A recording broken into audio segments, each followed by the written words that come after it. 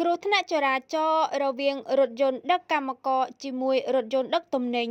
បណ្ដាលឲ្យកម្មករកម្មការិនីចំនួន17នាក់រងរបួស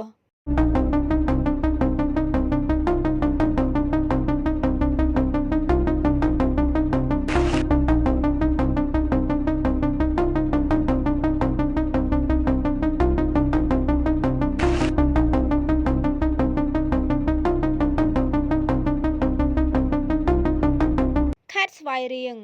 យ៉ាងហោចណាស់កម្មករកម្មការិនីរោងចក្រចំនួន17នាក់បានរងរបួសស្រាលនឹងធ្ងន់ក្នុងករណីគ្រោះថ្នាក់ចរាចរណ៍រវាងរថយន្តដឹកកម្មករបើកទៅបុកពីក្រោយរថយន្តដឹកទំនិញនៅវេលាម៉ោង6:30នាទីព្រឹកថ្ងៃទី26ខែមេសាឆ្នាំ2025នៅលើផ្លូវជាតិលេខ1ចន្លោះគីឡូម៉ែត្រលេខ138 139ស្ថិតនៅចំណុចភូមិលៀបឃុំកណ្ដៀងរាយស្រុកស្វាយទាបខេត្តស្វាយរៀងយោងតាមការឲ្យដឹងពីសមត្ថកិច្ចស្រុកស្វាយទាបបានឲ្យដឹងថា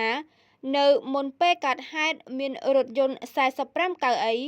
ដឹកកម្មករកម្មការិនីពេញរថយន្តក្នុងទិសដៅស្របគ្នាពីលិចទៅកើតលុះមកដល់កន្លែងកើតហេតុមានរថយន្តដឹកទំនិញជន់ហ្វ្រាំងដោយសារទៅមុខមានករណីគ្រោះថ្នាក់ចរាចរណ៍ក៏ទៅបុកពីក្រោយរថយន្តដឹកទំនិញបណ្ដាលឲ្យរងរបួសកម្មករកម្មការិនីនិងអ្នកបើកបររថយន្ត17នាក់ស្រី15នាក់របួសធ្ងន់2នាក់